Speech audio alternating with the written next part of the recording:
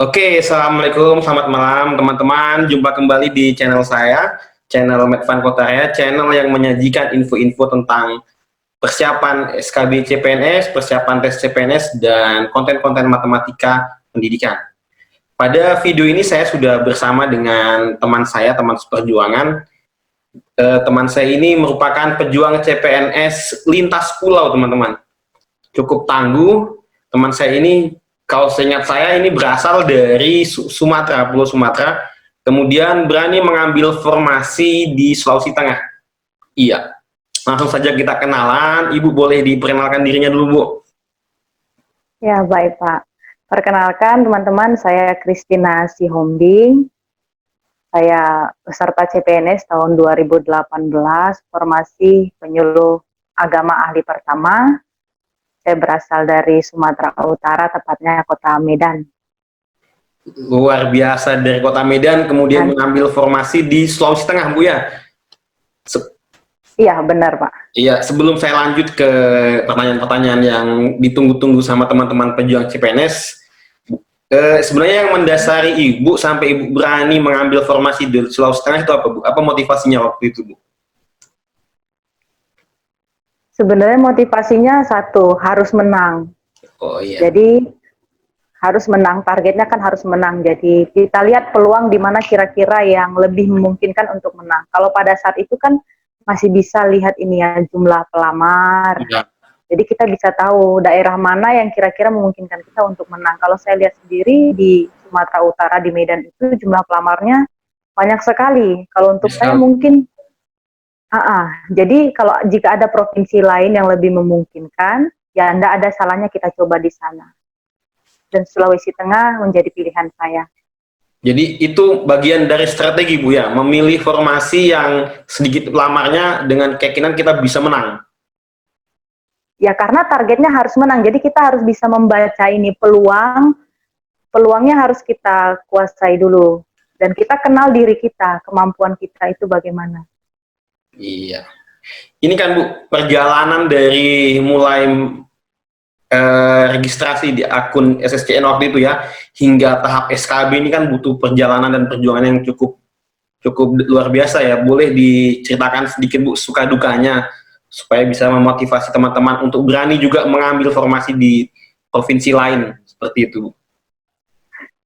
Iya, suka dukanya banyak, apalagi saya sebagai seorang perempuan kan, dari Medan loh ke Palu begitu kan, artinya kita harus melihat semua provinsi di Indonesia ini penempatan penugasan itu baik, jadi tidak ada yang buruk bagi kita. Saya sebagai seorang yang dari Sumatera mau keambil di Sulawesi, artinya semua itu kita harus pahami bahwa daerah manapun tempat yang kita tuju adalah baik, jadi kita tidak takut.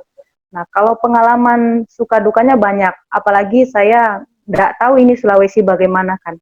Jadi datang ke Sulawesi itu sebelumnya belum ada keluarga, Bu ya? Belum ada keluarga di Palu, Bu ya? Tidak ada sama sekali. Tidak ada keluarga, tidak ada teman, jadi memang modal keberanian dan keyakinan saja. Dan tujuan tekad untuk menang, itu yang mendasari saya untuk berani datang ke sini.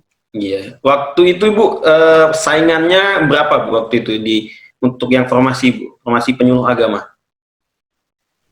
Kalau kita kemarin itu sudah digabung dengan yang Hindu dengan yang Islam. Jadi untuk yang Kristen tidak tahu jumlahnya berapa karena dia karena dia sudah digabungkan dengan yang Hindu dengan yang Islam. Oh, jadi formasinya itu umum ya, cuman tertulis penyuluh agama. Dia tidak detail untuk penyuluh agama A, agama B dan begitu enggak ya? Ya, untuk jumlah pelamarnya. Jadi kita tidak tahu yang Kristen itu berapa, yang Hindu berapa. Kita tahu secara keseluruhan saja. Oh iya, iya. Oke, Bu, sekarang kita masuk ke substansi pokoknya. Tema di pembahasan ini yaitu tentang pengalaman pada saat mengikuti SKB. Iya, kan kita tahu bersama SKB itu ada 3 tahapan, Bu ya. Tahapan yang pertama itu psikotes, wawancara, dan praktek kerja. Nah, Ibu boleh cerita seperti apa pengalamannya supaya bisa menjadi inspirasi dan menjadi bahan belajar teman-teman yang sementara saat ini juga sedang dak menunggu jadwal SKB, Bu, begitu. Dimulai dari mana ini Pak yang Kita mulai dari terlebih psikotes, dahulu? Bu. Iya, soal psikotesnya itu seperti apa waktu itu? Kalau soal psikotesnya tidak berbeda jauh ya dengan yang kita pelajari sebelum-sebelumnya di masa sekolah juga pernah kan psikotes-psikotes. Kalau kita melamar kerja juga ada pasti tahap ujian psikotes, itu tidak berbeda jauh. Kalau psikotesnya waktu itu kita masih mengisi secara manual ya, Ya, tapi diperiksa oleh komputer dan ya, itu memakan waktu juga cukup lama. Tetapi tidak menimbulkan stres yang berlebihan. tidak menimbulkan stres yang Artinya berlebihan. tidak berbeda jauh juga, ya Pak.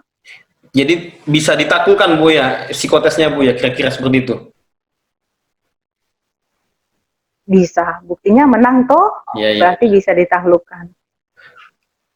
Kira-kira buku-buku seperti apa yang perlu teman-teman pejuang CPNS perlu pelajari, atau kira-kira apa yang harus dilihat sebelum masuk ke tes psikotes nih, Bu? Membeli buku untuk panduan ataupun kisi-kisi tes CPNS itu penting karena itu juga salah satu modal saya untuk belajar. Di situ kan tersedia berbagai latihan soal, ada juga psikotesnya dan di situ kita bisa mengasah kemampuan kita juga. Iya. Oke, Bu, kita pindah ke bagian wawancara ya, wawancara. Wawancaranya seperti apa, Bu, kalau untuk penyuluh agama itu, Bu? Yang berdasarkan yang saya lalui, saya rasa tidak berbeda jauh dengan yang lain ya Pak, karena tahap wawancara itu kan belum membedakan Belum. saya dengan formasi yang lain. Paling bedanya itu nanti di praktik kerja. Kalau wawancara dia kan seputaran kebangsaan, biologi. Nah itu yang saya jalani waktu tes wawancara. Ada konten tentang kebangsaan ya, kebangsaan. Saya konfirmasi kebangsaan ya. Ya. Ideologi ada juga. Ideologi ada juga. Pancasila ada juga di sana. Pada tahap wawancara kemarin, sempat nggak ada pertanyaan tentang keagamaan? Maksudnya tentang praktek keagamaan sehari-hari untuk masing-masing peserta itu, Bu? Kalau di tahap wawancara itu kan lebih ingin sikap kita, respon kita sebagai warga negara Indonesia dalam bersikap itu bagaimana. Tentunya dalam kehidupan bermasyarakat itu lebih digali, terus pemahaman kita tentang kebangsaan bagaimana, terkait isu-isu yang sedang panas juga digali di sana. Misalnya kalau saya pada waktu itu dapat isu tentang teroris, saya dapat intoleran juga ada. Jadi menggali bagaimana respon kita, sikap kita sebagai warga negara jika kita diperhadapkan dengan isu-isu yang seperti itu. Iya.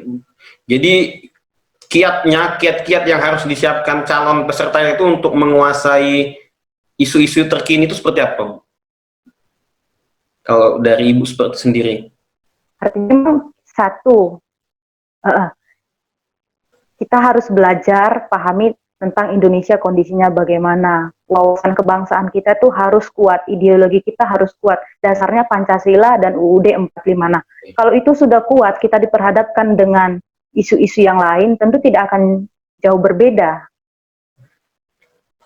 Iya, oke, Bu. Lumayan. Kita masuk ke konten yang terakhir, yaitu persiapan praktek kerja ya. Kalau di video-video yang lalu saya sudah sempat wawancara dengan CPNS guru, itu praktek kerjanya tentu mengajar, Bu. Yang kalaupun untuk formasi penyuluh agama itu praktek kerjanya seperti apa, Bu? Supaya ada gambaran buat teman-teman pejuang CPNS lainnya, Bu.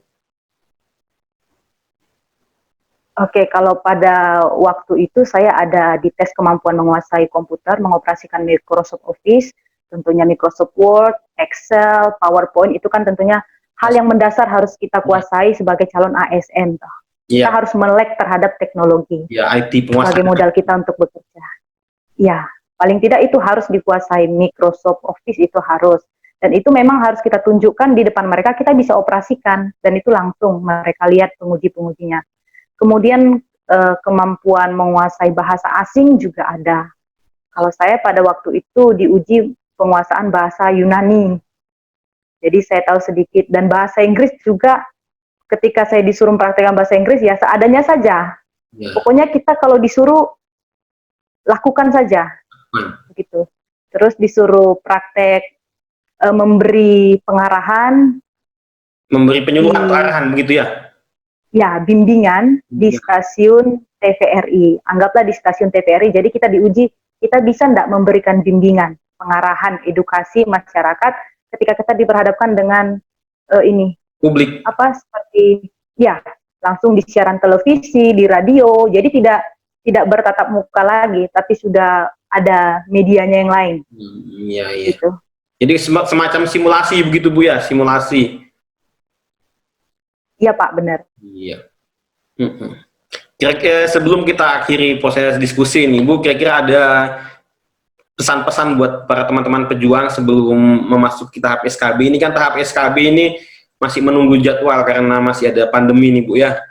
Boleh Ibu sampaikan lewat video ini? Benar. Pastinya buat teman-teman yang pejuang untuk menjadi ASN, saya juga orang yang sudah melaluinya, dan mungkin saya orang yang cukup berani dari Medan jauh datang ke Sulawesi Tengah. Artinya kalau kita punya tekad, punya kemauan yang baik untuk melayani masyarakat, menjadi aparatur sipil negara, tentunya jalan itu akan dimudahkan. Nah, ketika sudah lulus tahap SKD, maka ini peluang menjadi lebih besar lagi untuk menang. Dan satu modalnya, tidak perlu takut. Dengan siapapun kita berhadapan, sebanyak apapun pesaing kita harus percaya diri. Kalau kita tidak percaya diri, kita minder, maka kemampuan kita itu akan berkurang. Tapi ketika kita percaya diri, maka di situ dengan secara alaminya kita akan mampu menaklukkan tahapan-tahapan ujian itu. Iya, oke. Terima kasih banyak Ibu kesempatannya sudah meluangkan waktu untuk wawancara lewat daring ini. Semoga informasinya bermanfaat buat teman-teman pejuang CPNS, dan selamat bertugas di tempat tugasnya ya. Kita sama-sama pejuang, masih home ya Ibu ya. Oke, terima kasih. Assalamualaikum dan selamat malam. Waalaikumsalam.